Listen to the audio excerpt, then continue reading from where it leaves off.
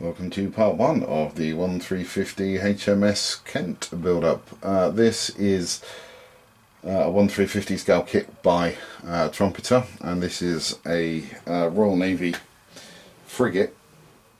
It's 380mm long, so that's 38 centimeters in length. It's got a beam of 46.8mm, which is just near on 47 centimeters, and it's got 428 pieces to it, so it's actually got more parts to it than the Airfix kit did, even though this is smaller. It also comes with a little bit of photo etch in the box as well. Again, with this kit, I'm going to be doing it as a waterline kit, so this is going to be going on a sort of a blue water diorama, or seascape should I say, sorry. So with this kit, unfortunately, we are going to need to cut the bottom of the hull off, because this doesn't come with a waterline option to it, so we're just going to need to chop the bottom of the hull off. The box itself is pretty unremarkable really. It just goes through the normal sort of stuff that kits do. The parts on this, I've got to say, I mean, I've had a look, and the parts look better than they did on the Airfix kit. So this is the instruction file. It's not too bad really. I mean, it just lists all the sprue parts and the PE parts there as well, and also the decal parts down the bottom. And then it just basically goes into building the kit itself. Again, as I say, I'm going to need to work out how much of this I can lob off the bottom to get this to stand up right. But as you can see by the instructions there, they're kind of pretty samey really for most models.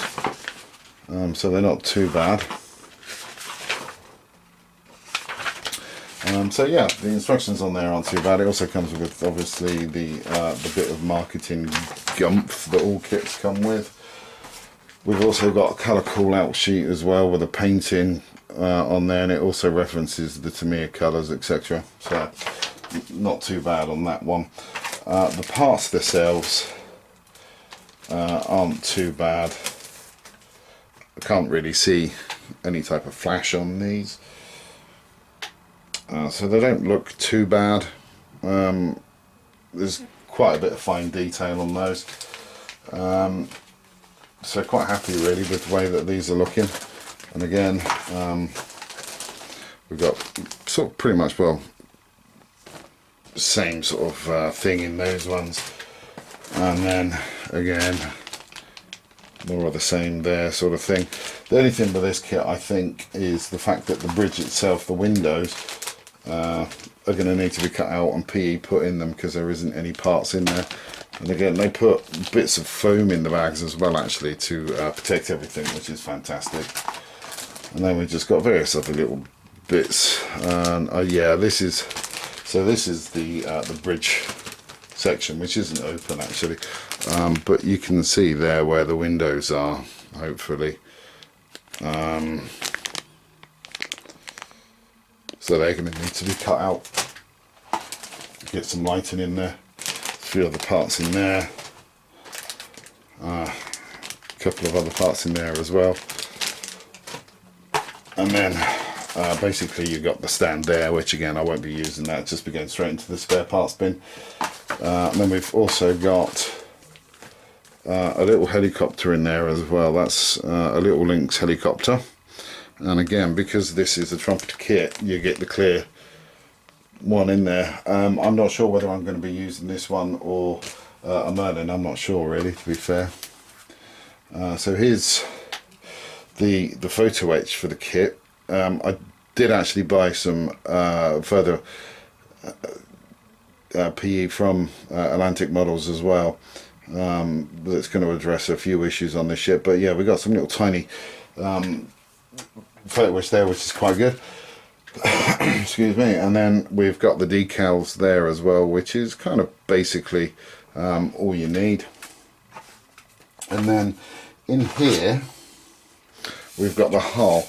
What I've done to this at the moment, as you can see there, is I've actually glued the back end of the hull on, because I just need to find out where the water line is on this kit, and I can't actually see the plimsoll line for this kit down there either, so I'm going to kind of need to start taping things up on that to find out where that is, but that is just a single piece, and then you've just got the bulbous bit on the front, and then the last bit to this kit here is I suppose what would be classed as the main deck, really, and that would just fit into that particular part there, like so, and then it'd form that part of the ship. So yeah, I mean, all in all, not a bad little kit really for what it is.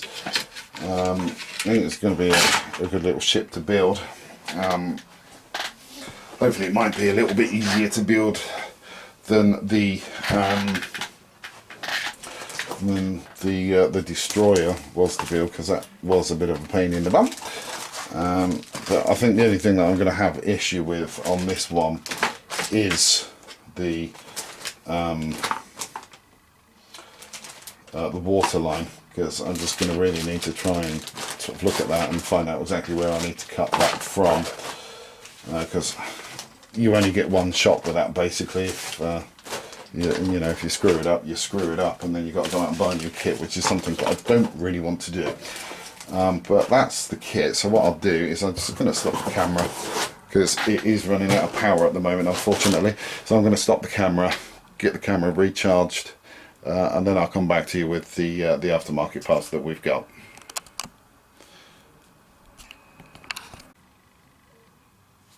These are the aftermarket parts that we're going to be using for the HMS Kent frigate.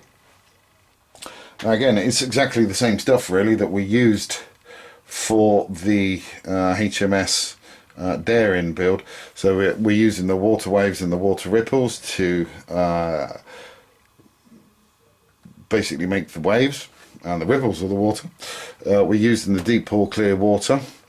That's going to be tinted with the navy blue water tint. The waves and crests, etc., are going to be highlighted with the white water highlight.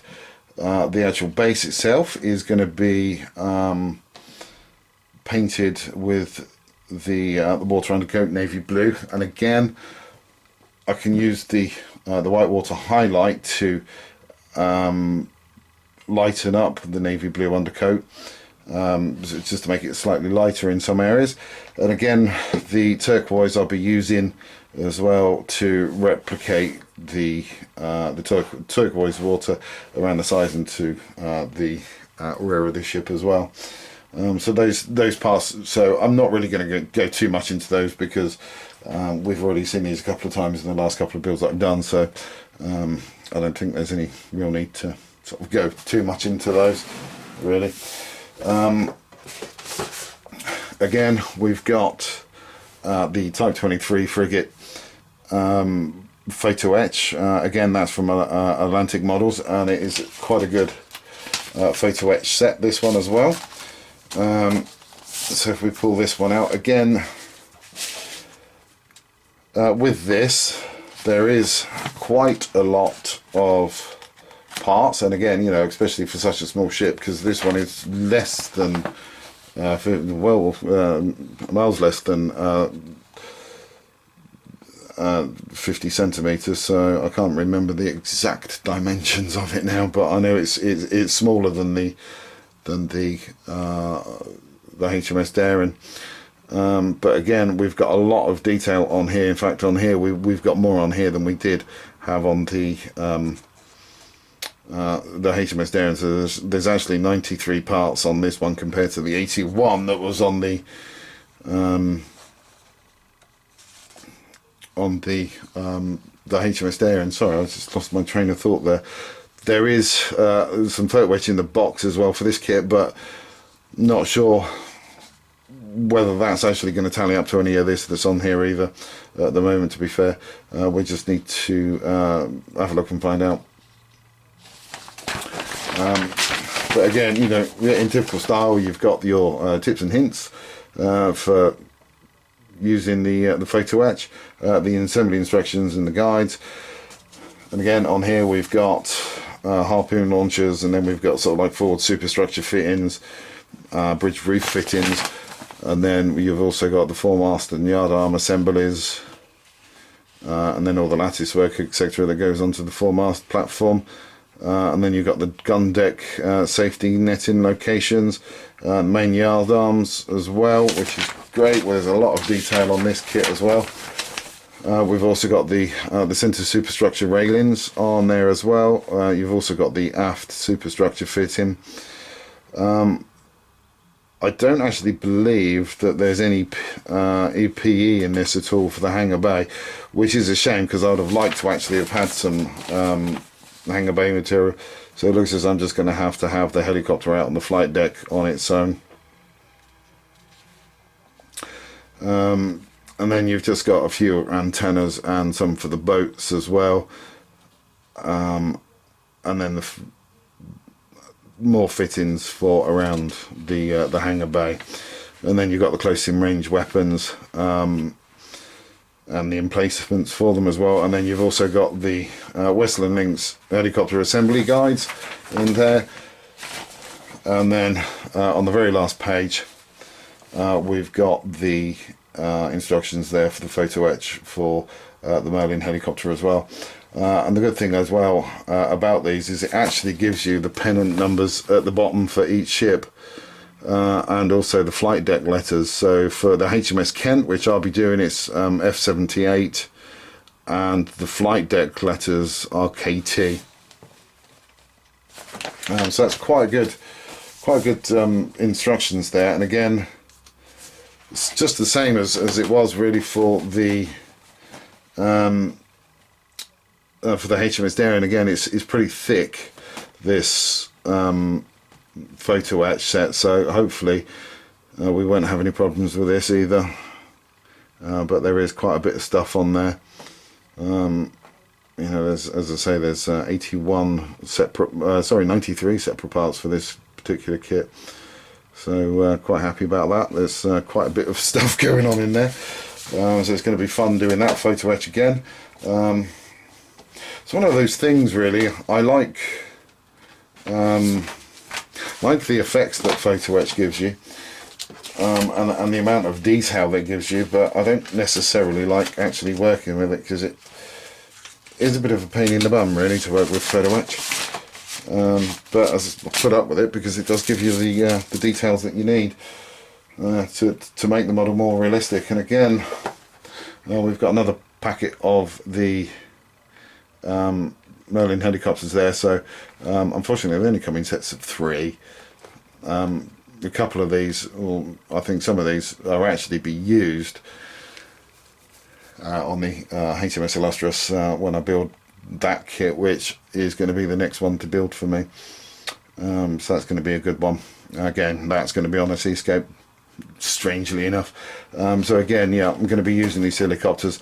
I've already done the unboxing on these as well during the video of the HMS Darien, so if anybody needs to know what they are, just have a look at that section and that'll be able to tell you. Or if you need me to, I can just pull them out of the box on the next video, just so you can actually have a look at them and make up your own mind whether it's something that you would like to use in your build. So that's going to be about it for the moment, guys. I'm just going to carry on and get some of the work done to this model, and I will catch you in part 2. So until then, thanks for watching, and please do take care.